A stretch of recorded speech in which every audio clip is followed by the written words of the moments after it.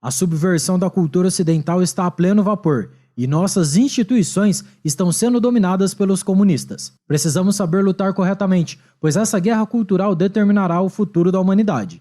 Este é o Visão Libertária, sua fonte de informações descentralizadas e distribuídas. Esse artigo foi escrito por historiador libertário, revisado por Donda e narrado por Coreia com K. Antônio Gramsci foi um pensador marxista italiano, e avaliando as mais recentes mudanças culturais na sociedade ocidental, podemos ver que ele foi o mais bem-sucedido intelectual comunista. Esse pensador tinha uma forte convicção de que uma das bases da civilização ocidental, o cristianismo, era o grande inimigo do comunismo e sua agenda revolucionária. A religião e a cultura são os fundamentos de toda a sociedade, ou seja, estão na base da pirâmide.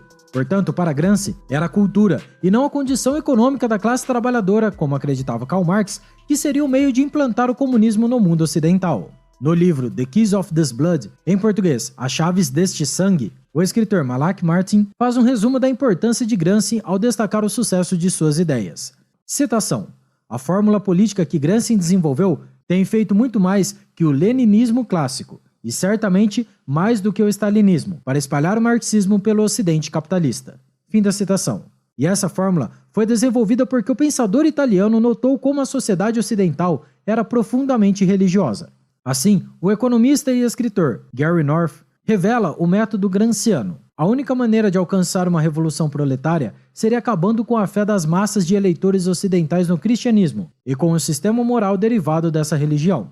Assim, muito do relativismo moral e ético, do politicamente correto, do ataque a valores conservadores, sobretudo as instituições como a família, do enfraquecimento de todas as instituições de governanças e das liberdades individuais, são manifestações que a agenda gramsciana está avançando na civilização ocidental. Antônio Gramsci fundou o Partido Comunista da Itália e se tornou um membro do parlamento, sendo um político bastante engajado com a causa. No entanto, ao ter sua imunidade parlamentar suspensa pelo ditador fascista Benito Mussolini, acabou sendo preso.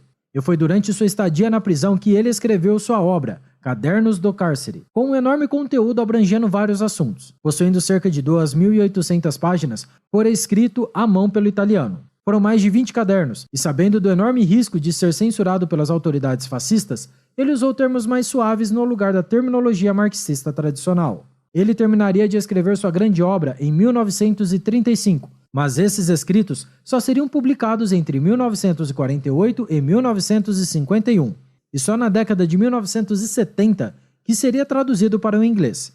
Mas no ano de 1957, quase 400 mil cópias dos Cadernos do Cárcere foram vendidas. Gramsci, no entanto, não veria o sucesso das vendas, já que em abril de 1937 acabaria falecendo após sofrer uma hemorragia cerebral. Mas foram os escritos dos seus cadernos que ele introduziu várias ideias na teoria marxista, na teoria crítica e também na teoria educacional. E foi a ideologia da hegemonia cultural que unificou o extenso trabalho do italiano desde 1917 até sua morte. Uma das questões que o marxista italiano tinha era o porquê da Revolução Marxista não ter tido êxito no Ocidente no início do século XX. Sobre isso, Gramsci iria sugerir que os capitalistas não controlavam os proletariados de forma coercitiva, como Marx chegaria a pensar, mas, sobretudo, de forma ideológica. E eram esses valores morais e toda a tradição ocidental que permitiam o fortalecimento do status quo burguês, impedindo o surgimento de qualquer revolução. A diferença do intelectual italiano para Vladimir Lenin era que o ditador bolchevique via a cultura apenas como coadjuvante de assuntos políticos, mas Gramsci a via como um ponto-chave. Assim, o italiano defenderia a necessidade da classe trabalhadora desenvolver uma cultura própria, separada e distinta dos valores comuns ao resto da sociedade. Portanto, a ideia central da teoria gramsciana era: controle as crenças das pessoas e você as controlará. Isso, no entanto, só seria possível de se alcançar se a hegemonia da classe dominante estivesse em crise. E é por isso que os seguidores do filósofo italiano iriam usar várias táticas para aumentar a crise na sociedade ocidental, como bem podemos ver nos dias de hoje. Essa hegemonia, que Gramsci tanto escreveu sobre, é como uma ordem difundida pela sociedade em todas as manifestações institucionais e privadas. Portanto, todos os costumes, gostos e padrões morais são impregnados com esse espírito cultural. O escritor John Comet observou em sua obra: a suposição fundamental por trás da visão de Gramsci da hegemonia é que a classe trabalhadora, antes de se apossar do poder do Estado, deve estabelecer a sua pretensão de ser uma classe dominante nos campos político, cultural e ético. Segundo essa visão, existem 3 fases da revolução: Primeiro, a reivindicação de ser a classe dominante na cultura. Segundo, tomar o poder do Estado e aparelhá-lo. Terceiro, transformar a estrutura econômica. Se pararmos para pensar nas mudanças das últimas décadas nos países ocidentais, todas essas fases estão sendo seguidas pelos membros da agenda comunista. A esquerda, em vários países além do Brasil, tomou conta não só das universidades, do cinema, literatura e cultura em geral, mas do poder político e das várias instituições como o judiciário e até algumas igrejas. Gramsci também acreditava na ideia de que a classe trabalhadora deveria desenvolver seus próprios intelectuais, que mantivessem valores críticos ao status quo. Cabe destacar aqui que o termo classe trabalhadora na linguagem gramsciana são os defensores da agenda marxista em geral, os agentes revolucionários. O status quo seria os pilares da civilização ocidental judaico-cristã, as ideias, tradições e aspectos culturais dominantes. Se olharmos para o Brasil de hoje, é evidente que o status quo dominante são pessoas que compactuam e fazem parte da agenda socialista e gramsciana, sejam militares ou colaboradores inconscientes. Essas pessoas estão, inclusive, em cargos de poder em várias instituições do Estado brasileiro, além do mundo artístico, acadêmico, literário e cultural. Fica claro, então, que a estratégia da esquerda política em tomar as universidades foi uma tática desenvolvida por Antônio Gramsci, e ela teve muito sucesso em todos os países onde foi adotada. Quando o italiano escreveu sobre a importância dos intelectuais para a Revolução Comunista, é importante saber que sua ideia é muito mais ampla do que meros acadêmicos comuns. No livro Gramsci in Politics, em português, A Política de Gramsci, a autora Annie Sasson escreve que o filósofo italiano identificou dois grupos desses intelectuais: os orgânicos, vindo da classe trabalhadora, mas são na verdade agitadores marxistas, e aqueles tradicionais, o clero, filósofos e acadêmicos. Portanto, com toda a sua teoria que focava no aspecto da revolução cultural, Gramsci é o teórico principal do que hoje em dia se denomina de marxismo cultural. O escritor Gary North nos traz uma interessante descrição do filósofo italiano como o mais importante teórico antimarxista que já se originou do movimento marxista. Isso porque, ao contrário de Marx, ele não colocou em seu pensamento o modelo de produção econômico no centro do desenvolvimento social. O escritor do livro Marxismo Italiano, Paul Picconi, explicou que a visão de Gramsci contradizia a ideologia marxista-leninista oficial, provendo uma dimensão ética e subjetiva superior ao materialismo da mesma. Assim, o grande mérito do pensador italiano foi ter percebido muito antes de outros intelectuais marxistas que as relações econômicas eram apenas uma parte da realidade social, e viu que os aspectos intelectuais, morais e tudo que abrangia a cultura de uma sociedade eram até mais importantes, quando se objetiva modificar essa sociedade. A verdade é que nós, libertários, devemos perceber que da mesma forma que Karl Marx focou na questão econômica, é um erro também focarmos nossos esforços apenas nesse ponto. Ignorar a guerra cultural e a importância disso, de tudo que envolve as conquistas e grandezas da civilização ocidental, não trará a vitória da liberdade. Por isso, é importante que os defensores da liberdade estudem Gramsci e não ignorem os perigos de suas ideias, pois elas já estão a pleno vapor não só no mundo acadêmico, mas em todas as áreas. Acreditar que apenas defender o PNA, o princípio da não agressão, seja a solução, é uma forma bastante limitada de se defender a liberdade e a manutenção de tudo que existe de bom na nossa sociedade.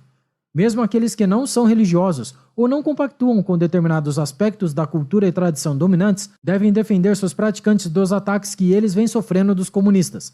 Afinal, como libertários, devemos nos embasar numa ética sólida para defender a liberdade como um todo, e entender que o relativismo moral, cultural e dos padrões estéticos são formas de comunistas doutrinarem nossas crianças.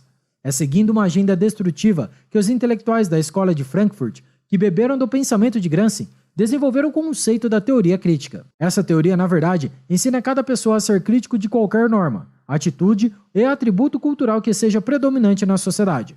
O propósito não tem a ver com ter senso crítico, mas de desafiar as estruturas de poder e as hierarquias, independente de quais sejam elas, inclusive uma hierarquia familiar. Hoje em dia, os progressistas pregam da boca para fora a tolerância, mas é importante saber o que Herbert Marcuse, pensador frankfurtiano, escreveu. A realização do objetivo da tolerância necessitaria da intolerância com relação às políticas, atitudes e opiniões vigentes, e a extensão da tolerância com relação às políticas, atitudes e opiniões que são proibidas ou suprimidas. Ao contrário da visão de Lenin e do Marx, Gramsci sabia que a revolução violenta não surtiria efeito desejado na sociedade ocidental, e provavelmente nem sequer aconteceria. Assim, Malak Martin escreveu, citação, embora firmemente comprometido com o comunismo global, Gramsci sabia que a violência falharia para ganhar o Ocidente. Os trabalhadores americanos nunca declarariam guerra a seus vizinhos de classe média, enquanto compartilhassem valores cristãos em comum. Fim da citação. Podemos nos perguntar, quais seriam as principais táticas da guerra cultural gramsciana? Martin explica. As principais armas seriam a mentira, a manipulação e a infiltração. Escondendo sua ideologia marxista, os novos guerreiros comunistas almejariam posições de influência em seminários, nas comunidades e na mídia. A vantagem do método gramsciano é que ele seria eficaz em eliminar qualquer possibilidade de resistência cultural à agenda comunista. Mudando a mentalidade, a moral e se infiltrando nas instituições e na política, eles pretendiam mudar as leis antigas e todo o modo de viver. Com a doutrinação nas escolas e universidades, eles almejam mudar a própria linguagem e distorcer a percepção de toda a sociedade. Isso porque a linguagem é uma ferramenta essencial para o domínio da consciência e da formação dos processos de pensamento. A mudança da moral proposta pelo economista italiano muda muito do que uma sociedade passa a aceitar como certo ou errado e como as pessoas encaram a realidade. E é assim que os agentes do comunismo, que seguem a cartilha gramsciana, se tornariam soldados da revolução, muitas vezes de forma inconsciente, fazendo o trabalho sujo de censura, manipulação e cancelamento de seus concidadãos. Uma ditadura do proletariado tem vida contada, como foi durante a União Soviética, e ela só faz crescer a hostilidade do povo à brutalidade dos revolucionários. Mas a estratégia do pensador italiano tem se mostrado o melhor caminho para o sucesso em destruir a civilização ocidental. Portanto, podemos ver como o método de Antônio Gramsci é muito mais maquiavélico do que o marxista. Afinal, no lugar do príncipe estaria o partido que tentaria mudar a natureza humana. Enfim, o economista e pai do libertarianismo moderno, Murray Rothbard, corretamente notou os perigos dessa ideologia e que ela é a grande ameaça à liberdade que foi construída no Ocidente. Em 1992, percebendo o avanço da marcha gramsciana nas universidades e instituições americanas, Rothbard escreveu: Sim, seus progressistas podres e hipócritas, é uma guerra cultural. E aqui fica o aviso a todos os libertários. Obrigado por sua audiência. Se você gostou desse vídeo, clique no ícone de curtir abaixo e compartilhe em sua rede social. Caso deseje ser notificado de outros vídeos, inscreva-se no canal e depois clique no ícone da campainha. Escreva artigos, você também acesse visãolibertaria.com. Até a próxima, tchau, obrigado.